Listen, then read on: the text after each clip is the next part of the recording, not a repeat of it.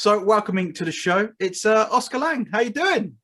Hello, hello. I'm doing well. I've just recovered from coronavirus. I know. So How was that? Because we had an interview booked, but we had to push it back for that. But are you okay now? 100%. Everything yeah, all right? I'm actually today is the first day where I'm like feeling normal again. I think it took like 9 days, but we're there and we're fully recovered, I think. Good. Well, that is some positive news because it's my brother had it and he just lost his sense of smell and taste for like 2 weeks. I think that was the thing that was like kind of scary about it, is that all of my mates that weren't affected by it, and then I was like going through it and I was like, did nobody else get this? Was it just me? So yeah, I got pretty drilled by it. Yeah. Right. So obviously, there's some quite important things happening this week. There's like a thing called a debut album. Is it out on Friday? Yes, I'm very excited. It's everything I kind of been working on for like kind of the last few years, and it's all led up to this. So big moment. And also, I do like this because you're on Dirty Hit, which are a record label that I really admire because they just seem to be like a really creative space and just let people kind of do what they want and allow people the time to do what they want as well. Is that kind of the vibe you get from them? Oh, 1000%. And that's the thing that like I love about them. Was that I didn't know that other labels weren't really like this. I thought kind of this is how all music works. Come on, surely they'd like support creative people and like know that creative whatever, and they actually understand creativity and give you time and freedom and yeah, basically do whatever you want. So they've been great. Yeah, because you've worked with quite a lot of their label mates as well. Obviously Beaver Doobie, but also there's other people you've worked with as well, like from Alfie Templeman sports team as well. You've done a lot of like there's this sort of new sound and vibe, like indie sort of 80s vibe that's coming back and like a resurgence at the moment. And it's people like Beaver Doobie, Alfie Templeman, yourself, that all seems to be coming out at the same time, which is just amazing. You've kind of sounds like you've had your fingers in many pies. Yes, I didn't intend to really, actually. It kind of comes from the fact that I feel like a lot of musicians get on just because like it's what you can immediately go up to another musician and be like, I know what your hobby is. You know what I mean? You can immediately bond over something because you both just love music. So I kind of got into it just that way by making friends, and became friends with Alfie, and B was like one of the first people I met. And yeah, it's kind of stemmed out that way. Never intended to be like, oh, I'm trying to get into the scene. They're just all my mates, and it's kind of like the London scene. Everyone knows each other. No, it's sounding amazing, and it's like I said, I think it's kind of the whole sound is kind of being created by these few artists, and then I think that's gonna we had the Manchester sound with Oasis and that in the 90s. I think there is that vibe, and it's definitely coming out. Obviously, I think we could sort of say started by the 1975, which sort of makes sense because Dirty Hit record is them, so it all kind of blends into one. Down effect. But for someone that maybe hasn't heard of you before, how would you say you sound? Like how would you say Oscar Lang is? Oh, I find this question really hard because like the whole thing about the album is that it's all of the sounds that I've worked on so far put into one, which kind of means that like there's a whole bunch of different sounds in there. So it's hard to describe it with like one genre thing, but I'd probably say I make like indie psychedelic bedroom pop rock. I think that's pretty good. That's the best I can do. I like the psychedelic rock because if you're watching this video, you have got a lovely psychedelic background on your Zoom call right now, instead of a bedroom, which is also included in your sound. Yeah, well, I live here. This is where I live. I just live in psychedelic visual. We all wish we could. So obviously the latest thing as well is 21st Century Hobby, which is amazing. I think that's kind of definitely one of the more rocky songs of yours. It's definitely full of production, more in it as well. So you said the album is kind of an amalgamation of everything that you've been doing. What's the oldest song on the album? The oldest song on the album is a track called Could Swear, which I have been playing for, how old am I now? 21. Yeah. I've been playing it for 5 years. I wrote it when I was 16. And we actually played it at the first gig we ever played, and like management found us off. It was like in our first set list of songs, it was a song that was in there, and I always just really loved it. And it's got a very classic chorus. There was, I think it was a few years ago, I realized there's just one chord progression and melody that everyone has used.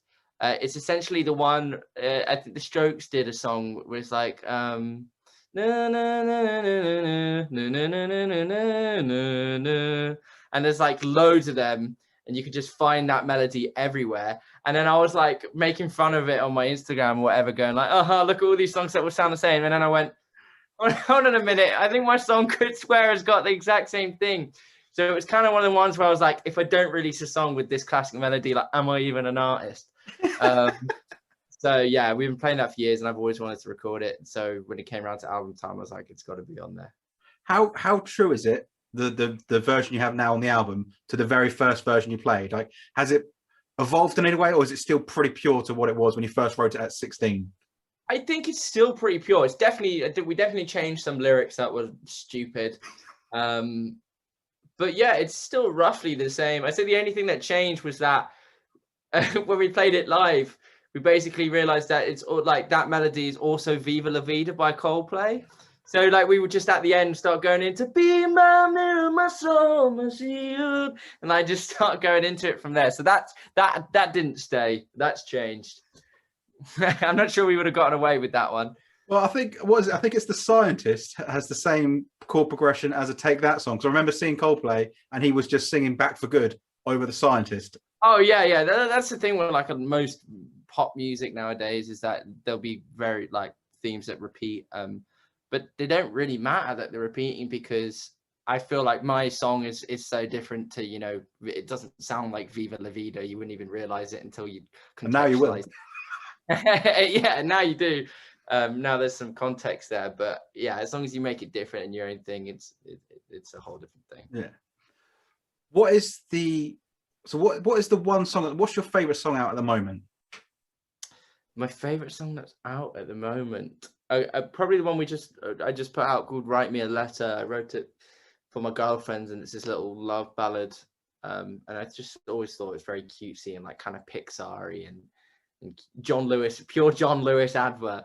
But the next one that's coming out with the album, my single, it's going to be like the lead single with the album, is probably my favorite track off the album. So I'm very excited for that one. So besides yourself, who are you listening to at the moment? Like if you just had to go sit down and put on a CD or you know, choose someone to stream online, who would you instantly go, yeah, I want to listen to them right now? I'm just getting up my playlist because I can never remember. I have a playlist of over like 1,000 songs, so I kind of just add to that and then like put it on shuffle and listen to something random. But I've been getting into a lot of post-punk. Like post-punk I've been listening to for sort of last year. I've been following Shame for years. Like I remember seeing a show theirs in 2016, and post-punk's kind of my other love, and it kind of fused into some of the stuff I made last year, and there's little notes of it on the album. So I listened to some Shame, some Viagra Boys, get some Portishead recently. Feet is a great band as well. A little bit of 90s My Bloody Valentine mixed in there as well. So I'm like kind of listening to all sorts all at once. There's never like one thing that I'm listening to. Yeah, that is a very mixed bag as well. Yeah. I didn't even read out half the stuff. I was just like looking through my playlist, and I was like, no, that's too wild to say those ones. All right, what's the too wild one? Oh, okay, right. See, because I'll just randomly throw in a random one. Okay, so in here we got Anyone Can Fall in Love, which is the EastEnders theme song. But it's like they made actual song out of it. I didn't know that it was an actual song.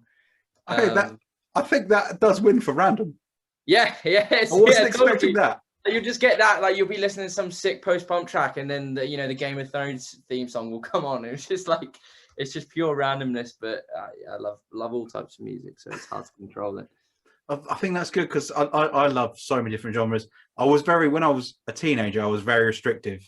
I would only listen to like, it has to be rock and metal. And then over the years, especially being on radio, you kind of get exposed to a lot more. I'm like, why wasn't I not listening to this? Because it's really good stuff. Well, I find that I go in like different phases where like I'll add different genres to my collection, where I'll get into something, be really into that, and kind of listen exclusively to that, and then come out of it, and then just it goes in the playlist like filing, and then it will always be there, and I can like listen to it, and it will just yeah, it just becomes part of my music taste. But for a while, like little sections of time, I'm just like fully focused on this one genre. That's good. Right, so obviously we've got the debut album, Tudor Scenery. It's out on Friday, the 13th, which is this Friday. But also this Sunday, you're coming to Southampton to do a little in-store. Yes. That's I always get the name of this place wrong. Vinlo. Vino. I always get it wrong. It's Vin I think like it's L-O. like it's not spelled Vinilo, no? Yeah, Vinilo. That'll do. Yeah, Vinilo. It's gonna be really nice. It's gonna be great. It's gonna be a chill one. Just people come down, hang out, chill outside, have a smoke, have a drink. We're gonna kick it about the record store all day and just chatting to everyone. I really want to just say hi to everybody that I haven't been able to say hi to for the last 2 years. Yeah. It's been a long time. Been a long time. When was your last actual show? March, I think. I want to say March 11th. It was like a few weeks before the lockdown. Yeah.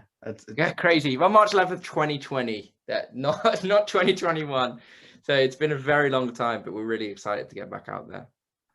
Are you comfortable with the fact that you remembered your own songs to go again? No, not at all. But I will. I'll get back to we'll get back into it. I'm slightly nervous, but also like jittery, like excited to go and raring to go. But now at this point, I've just forgotten what it feels like to play a show, so I need to be reminded. I think audiences are like that as well. I've been to one gig so far since restrictions are lifted, and everyone was like, "What do we do? Do we?" What do we do? What's it? Do we clap? What is this? I have to clap at the end of each song. Pretty much, yeah. Because it's just been a strange old time, and everything's been done by this for essentially 2 years, and it's. Yes, I've gotten used to like gauging the end of sentences so well now, and like timing it perfectly with like the internet slowdown. I'm like, okay, I think the sentence is ending now, so I start talking now. And, so yeah, it's gonna be weird having to adjust back to being no lag in a conversation. You could just stand there and just be like, yeah, just do it in real life. Just put some natural delay in, or just walk away and then come back. Oh, my internet went down. Sorry. So obviously we've got the album coming out. You've got the couple of live shows like the in-store on Sunday. What else can we expect from you over the next few months? Well, really, we've got a headline tour in October where we're going to be doing the full band setup. So you'll be able to hear all the tunes that we've been releasing for the last year and all of the album as well on tour, which is going to be amazing. Like, we're coming back with a whole new sound and a whole new vibe that's just going to knock your socks off. Like, if you come see us, get ready for a loud show. And more music, really. I'm never going to stop ever again in my life. Never going to stop. Just keep recording music and releasing it forever. So be ready for it. I mean, that's not a bad thing to be doing, is it? Just sitting there and releasing music and making music. When can we expect the announcement for the tour then? Has that been? It's already been announced. It's you can go find the dates all over on my Instagram, which is @oscar.lang. It's all up on there. All the information's there. Cool, amazing. So obviously people need to get hold of the album on Friday. Come see you Sunday as well. Come chill out. And then obviously we've got the full tour as well. It's a very exciting time to be, and we're back with people as well. That's the cool thing. We're back, baby. We're back. It's a perfect time to release an album when you can actually see people. Oh yeah, that was the worst thing about last year, is releasing EPs and being like, I can't play these songs that are made to be played live. Yeah. I can't wait. No, it's an exciting time, and thank you so much for coming on to the show, and best of luck with the album. We love the track 21st Century Hobby as well, and and good luck with the in-store on Sunday as well. Cheers, man. Thank you for having me on. Yeah. Cheers, Oscar. Thank you very much. Nice one.